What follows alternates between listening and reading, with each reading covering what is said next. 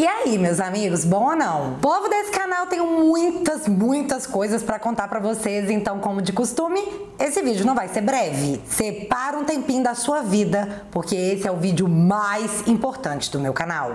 Tá acontecendo muita coisa e a gente aqui do YouTube tem que contar isso pra vocês, porque vocês não vão ver isso na televisão. Eu não vou nem dizer que nós vamos fazer o trabalho sujo, porque isso a mídia já faz. Nesse vídeo eu vou ter o trabalho de contar o meu lado. Acredito que o nosso lado. Então fica até o fim do vídeo pra você entender tudo, porque dessa vez eu não vou desenhar, eu vou mastigar pra você engolir. E você só não vai entender se você não quiser. Quer sair da Matrix? Aperta o cinto e bora lá!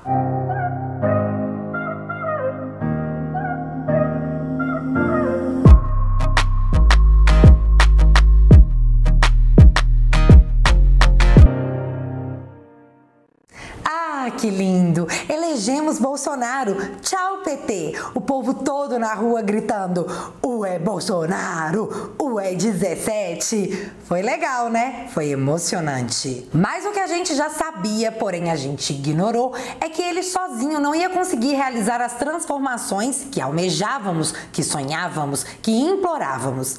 Após assistirmos com a Operação Lava Jato o protagonismo do seu Lula e do PT no maior esquema de corrupção da história do mundo, pensávamos que o pior já tinha passado.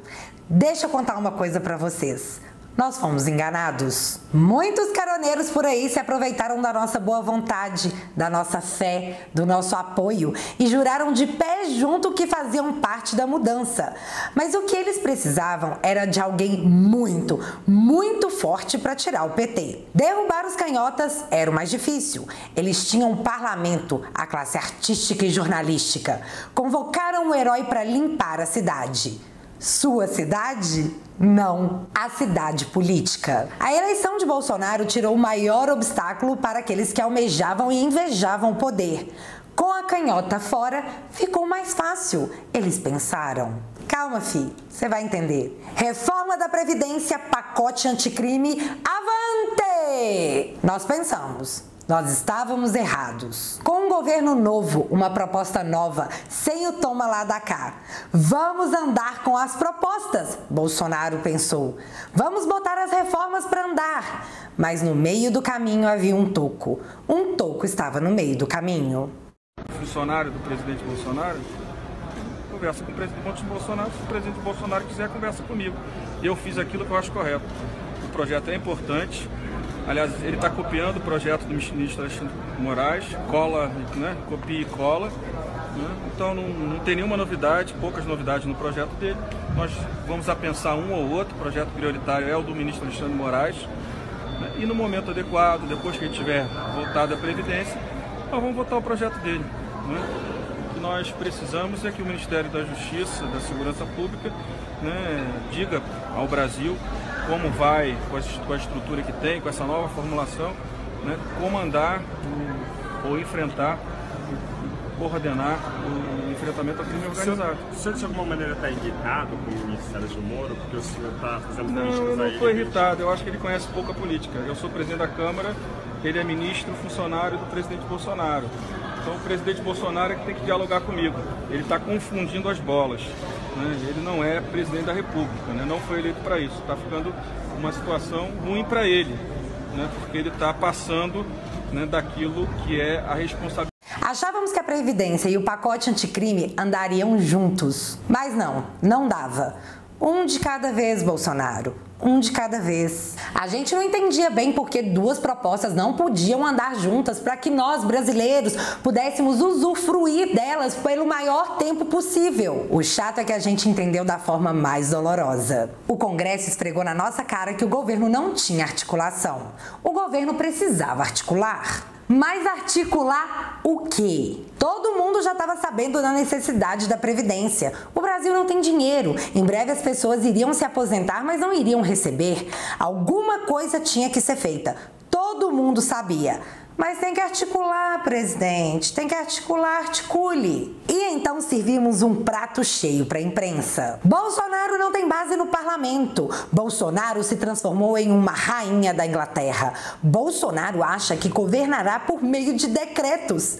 Sem o Congresso apoiar, Bolsonaro não fará nada. Descobrimos de forma dolorosa que sem a tal articulação não tem reforma não. E as cobranças chegaram logo nos 3 primeiros meses de governo.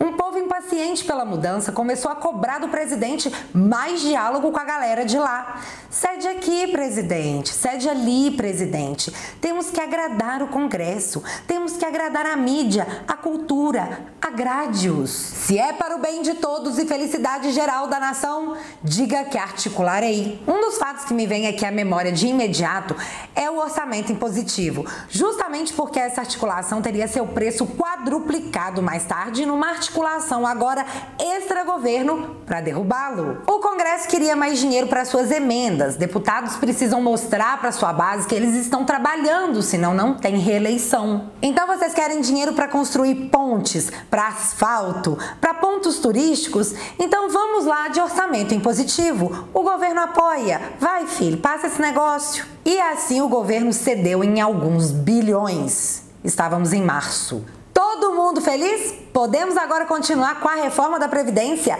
Ainda tem o pacote anticrime, a reforma tributária. Temos pressa, mas a Previdência andava a passos de tartaruga.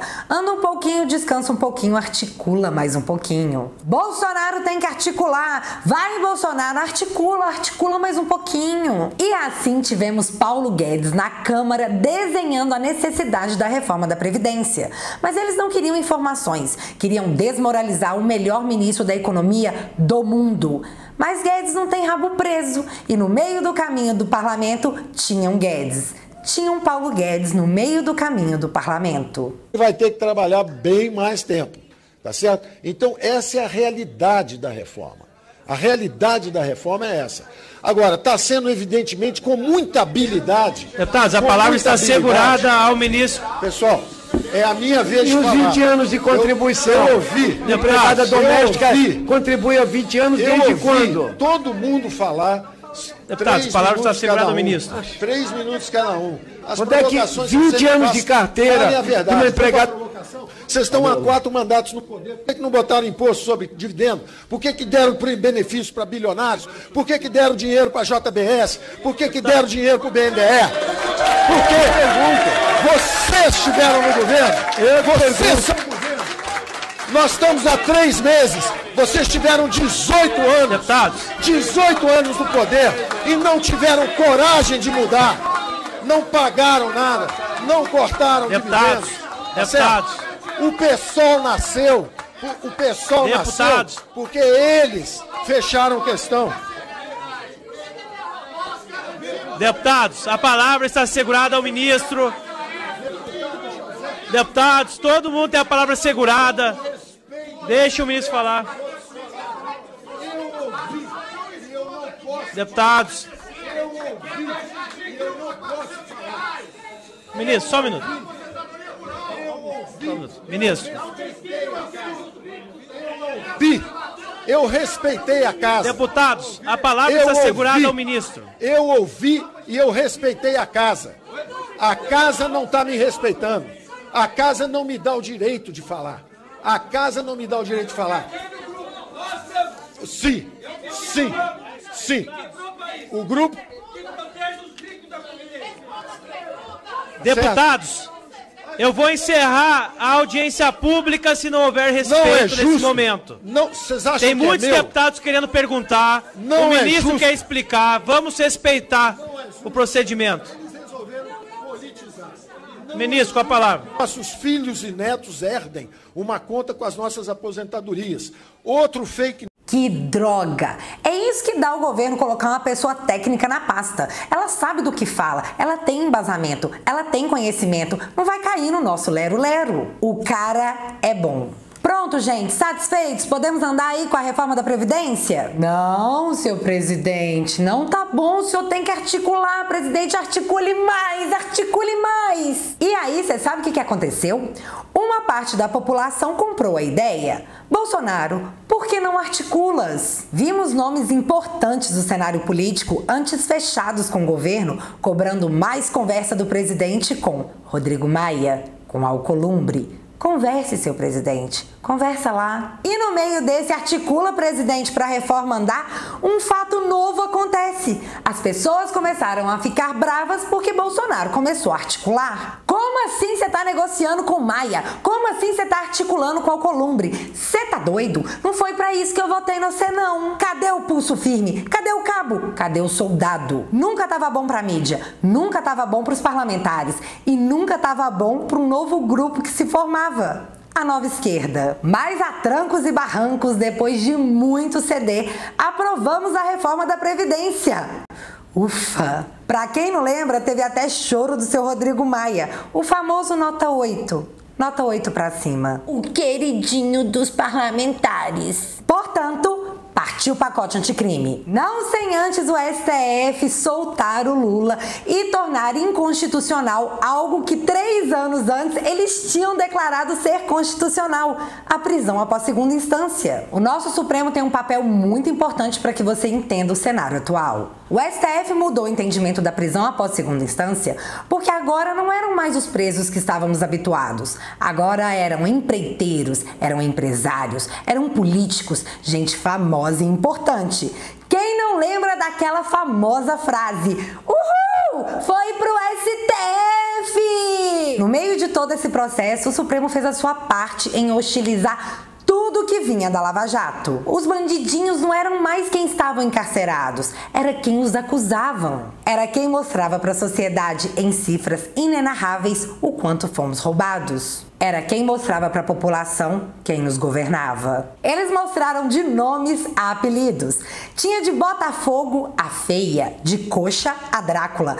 Tava fácil, tava tudo numa planilha. Como prêmio consolação para a indignação da população, recebemos a fala de Dias Toffoli, presidente do STF, dizendo que se a gente achasse muito ruim, que recorrêssemos ao Congresso e transformássemos isso em lei. Agora era entre a gente e eles. Para aprovarem o pacote anticrime, se enfiaram na nossa goela abaixo a lei de abuso de autoridade. E, claro, retiraram a prisão após segunda instância. No lugar, colocaram o juiz de garantias, algo tão inconstitucional que, mesmo após aprovado, o STF teve que proibir por tempo indeterminado pelo simples fato de não dar para fazer. Então, eles votaram o pacote anticrime. Não o pacote que a gente queria, o que eles queriam, o que dava para fazer. Mas você sabe que o negócio agora é com a gente não esqueceu algo que a gente tanto quer. Queremos a prisão após segunda instância e a gente tá nessa já tem 5 meses. Tudo é muito lento quando se trata do interesse da população. A gente pode falar isso porque o aumento do fundão eleitoral foi aprovado em 2 sessões. Quanta agilidade, senhores congressistas! É uma pena que não dá para ser sempre assim, né? Começamos então 2020 em fevereiro, porque o Congresso trabalhou muito em 2019, aprovaram reforma da Previdência e pacote anticrime. Como trabalharam? Então eles têm que descansar, né? Dezembro e janeiro. E você aí, entregador, dona de casa, mãe, achando que você trabalha muito. Ah, menino, aprendam com os nossos congressistas. Eles sim trabalham muito, de terça a quinta. E enquanto o nosso Congresso trabalhava duro, o presidente e seus ministros faziam o dever de casa. Os ajustes econômicos, a desburocratização, os investimentos acertados sem corrupção, a estratégia, pessoas bem capacitadas para suas áreas, davam agora bons frutos. O mundo voltou a nos enxergar. O desemprego tá caindo mês a mês. Temos o menor índice histórico de muitas coisas. Sim, muitas coisas, no plural. A maior queda na criminalidade já registrada, a menor taxa de juros da história. Investidores de todo o mundo anunciando aportes no Brasil. Menor risco Brasil desde 2008. Recordes absolutos da Bolsa de Valores. Exportações em alta. Impostos para importação reduzidos. Impostos para medicamentos zerados. 13º do Bolsa Família. O maior aumento real no salário dos professores do ensino básico da história. Menor inflação para o mês de janeiro desde a criação do Plano Real. Entrada garantida na OCDE e de quebra nos tornamos melhores amigos de infância de Cuba? Não, fi, dos Estados Unidos, simplesmente a maior potência mundial. Eu poderia aqui fazer uma lista bem maior, mas o que eu quero que você entenda é que esses fatos estão sendo percebidos pela população que de repente acordou e falou: ok, esse é o cara, esse é meu presidente. Como consequência, em pesquisa divulgada, se as eleições fossem hoje, Bolsonaro ganharia de qualquer um. Qualquer um, qualquer um. Sua aprovação voltou a crescer e a rejeição diminuiu. Que coisa ótima! Não, pera, não tem nada de bom nisso. Vamos falar um pouquinho da mídia. Em promessa eleitoral, Bolsonaro disse que reduziria os gastos com a mídia, ou seja, a imprensa ficaria com um bolso mais leve. Em termos práticos, quem mais sentiu o impacto foi a Rede Goebbels. Não consigo falar o nome certo, gente. Não consigo, me julguem. A mídia sabe que perdeu. Os artistas sabem que a Lei Rouanet agora tem teto, tem que ser bem explicada e não é para qualquer um. Artistas famosérrimos foram dispensados, regalias suspensas. O Planalto não assina mais a Folha. Ah, a Folha. Antes de eu falar aqui da Folha, deixa eu explicar uma coisinha pra vocês. Vocês acham que por tanto tempo a mídia segurou o BO do Lula e da Dilma por amor, porque acreditavam na ideologia? Deixa de ser inocente, amiguinho. Vamos às cifras. Do ano 2000 a 2014, saiba quanto ganhou cada veículo de comunicação. As TVs, por alcançarem uma maior quantidade de público, abocanhavam sempre a maior fatia. Mas veja como a fatia da Rede Goebbels era a soma do que as demais emissoras ganhavam. Eu fiz as contas. Em 14 anos, a Rede Goebbels ganhou, por ano, 525 milhões. 525 milhões de reais. Imagina o que daria para fazer com todo esse dinheiro que foi pago a apenas uma empresa anualmente. Quantos hospitais, quantas creches, quantas habitações, quantas? Mas agora falemos de jornais. O líder é quem? Ele mesmo, o Grupo Folha, que levou por ano quase 33 milhões de reais. E para finalizar essa lista, em termos de site, quem mais levou grana foi o UOL, que pertence a quem? Isso mesmo, ao Grupo Folha, com incríveis 6 milhões e 300 mil por ano. Quanto dinheiro gasto com publicidade para enganar você, enquanto eles podiam, levar um por fora e ninguém encheu o saco? Fomos todos enganados por publicidade comprada. E nós caímos. Nós aceitamos. Esclarecido esse ponto, vamos voltar aqui aos dias atuais, onde sabemos que Bolsonaro fechou a torneira da verba para a mídia e, obviamente, está fazendo muita falta. Isso explica tudo. Explica completamente o fator ranço para com a imprensa ao presidente. Não tem dinheiros? Então esquece. Não vamos falar nada de bom do senhor e muito pelo contrário. No que a gente puder atrapalhar, a gente vai. A gente achou que ia tirar esse negócio de letra, né? Porque a gente é muito esperto. Mas não. Muitos de nós continuam a alimentar e repetir a narrativa da mídia que tem o único intuito de derrubar o Bolsonaro. A mídia não quer o precioso, meu amigo. Eles só querem dinheiro mesmo. E o método da mídia é o seguinte: ela pega uma matéria de fonte desconhecida, joga no ar como se fosse verdade e força o governo a desmentir, conseguindo assim chamar mais atenção a cada dia que passa na construção de narrativas. E nós somos os zumbis que alimentam esse ciclo vicioso. Nós permitimos isso. Muita coisa do que está acontecendo agora é nossa culpa, minha, sua, porque a gente não vota direito. Pensa se nesse momento nós tivéssemos pelo menos 50 deputados de base lá no Congresso. A gente ia obstruir é tudo. Mas não, nós votamos em surfistas, penetras. Grave isso para 2022. Precisamos dos nossos lá dentro. Ou 2022 vai começar como começou 2019. Articula, Bolsonaro, articula. Como o povo acordou e a popularidade e a aprovação do governo avançam, os nossos parlamentares percebem que o problema é a internet. A mídia fala lá as coisas que ela precisa falar para sobreviver, arrastando, né? Porém sobrevivendo. Mas nós, pessoas da internet, conseguimos a verdadeira informação e a gente a absorve e repassa, quebrando assim toda a narrativa mentirosa que tentam nos enfiar. A internet é a verdadeira resistência. Portanto, como conter o povo? Já sei! Vamos fazer uma CPMI para perseguir todo mundo que desmente a gente. Que essa CPI é um circo armado, todo mundo já sabia.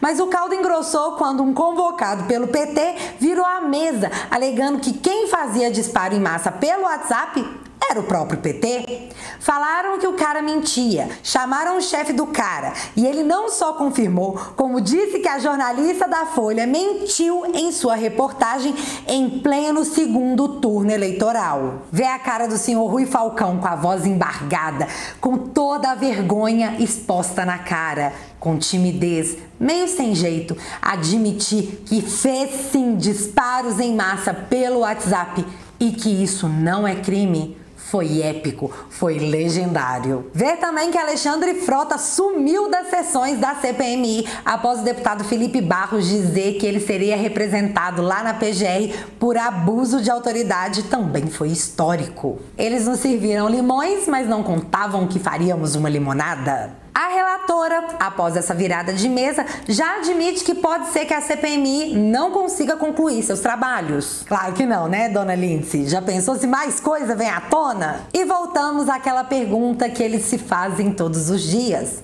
Como parar Bolsonaro? A bola da vez é pedir o impeachment, porque o Bolsonaro falou que a jornalista da Folha que mentiu na matéria deu furo. Pasmem. Lembram que eu falei no início do vídeo sobre o orçamento impositivo, que foi uma das coisas que o governo cedeu para que a paz reinasse entre legislativo e executivo? Pois é, começou com 13 bilhões e hoje chegamos aos 46 bilhões. E foi justamente esse aumento bilionário que justificou a fala do nosso ministro Augusto Heleno. Eles nunca estão satisfeitos. O governo dá a mão, eles querem o braço. Sobre a fala heróica e verdadeira do general Heleno, então, Alcolumbre não gostou e tá pensando em convocar ele lá no Senado para ele se explicar. Vai lá fazer articulação, olha o que deu. A gente tem que parar de deixar as coisas na mão do governo e a gente resolver esse negócio. E a gente resolve isso num lugar muito definido, meu filho, na urna.